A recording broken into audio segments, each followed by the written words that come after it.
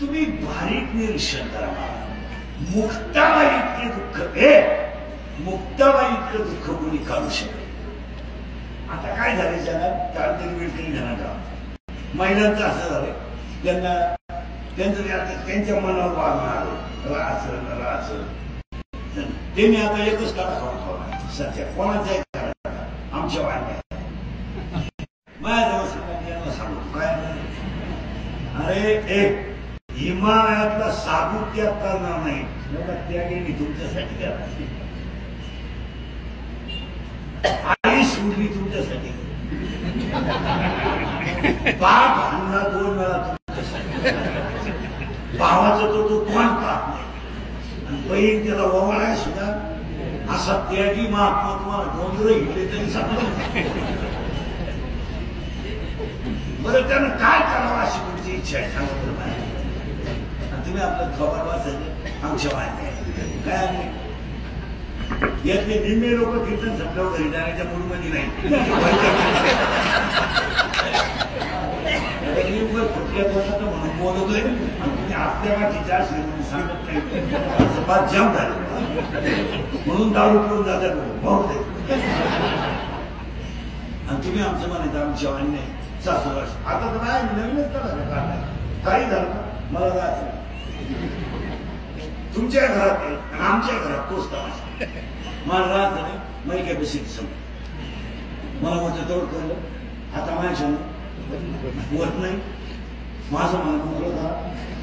म्हटलं स्वर घ्या मग पोर तुम्हाला घ्या पोर घेऊन आम्ही का डोंगराचा खेळलो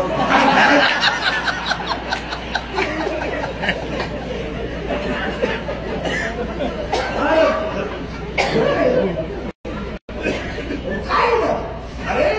आणि हे बुद्धी तुम्हाला यावी म्हणून नवरा पार्वतीने किती त्रास काढला हे तुम्हाला करावं म्हणून नवरा म्हणून मी ते सांगतो तुमचा काही अन्याय नाही काय नाही. आयुष्यात महिला भाऊ बहिणीला बोलू शकतो बहीण भावाला बोलू शकते. मी तुमच्या भावासारखा आहे भाऊच आहे तुम्ही माझ्या बहिणीसारखे तुम्हाला आमची काही वाक्य आता वाईट वाटते पण ते खरे. आता कानाला थोडं आमचं बोलणं तुम्हाला झोंबे राग येईल पण तुम्ही या कीर्तन ऐकून जा आणि 10 मिनिटं दुपारी एकट्या बसा एकट्याच आणि मी तुम्हाला काय म्हणतो त्याचं चिंतन करा. तुम्हाला नाही सत्य पटलं म्हणतो आता इथं पटणार नाही पण तुम्ही जेव्हा एकट्या बसा आणि मनाला प्रश्न विचारा तुम्ही आयुष्यात कोणी चूक केली चूक ती तुमच्या कधीच ध्यानात आली नाही. मी आणून देतो हे बरं तुम्ही एक चूक केली तुम्ही आयुष्यात सगळं केलंय संसार चांगला केला मान्य पण तुम्ही मुलाची आणि मुलीची बाजू घेऊन नवऱ्याचा काय अपमान केला त्याच्यामुळे परपंचाचं वाटोळं झालं एवढं ध्यानात तुम्ही कधीच ह्या माणसांच्या शब्दाला किंमत दिली नाही. फाजील लाड पोरीचे केले तुम्ही फाजील लाड आणि पोराचे मी फाजील लाड केले परिणाम तुम्हाला घरामध्ये अपमानाचं जगायची वेळ आहे.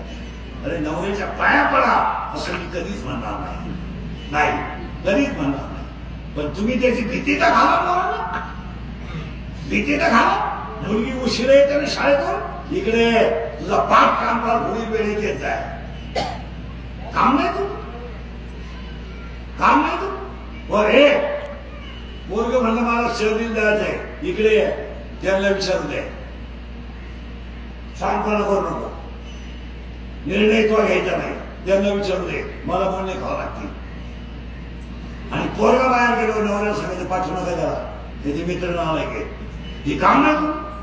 तुम्ही डायरेक्ट पोरण म्हणता त्याचं ऐकू नको तो पहिल्यापासून तसं आहे काही करत नाही मी म्हणून राहिले 500 घे जाय मग चौघी जरी माझ्याकडे बसले पाहता ना हसण्यावारी नेऊ नका ह्या गोष्टी खरं का खोटे आणि ही चूक तुमच्या ध्यानात नाही आली. तुम्ही काय केलं यांना कमी लेखलं अरे काही झालं तर 4 गोष्टी त्याला अनुभव आहेच ना.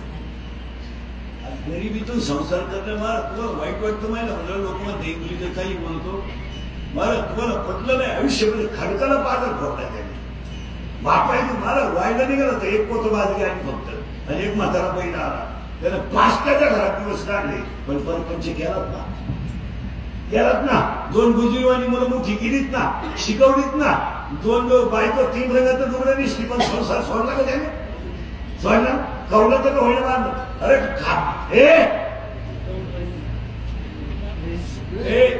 भीक मागितली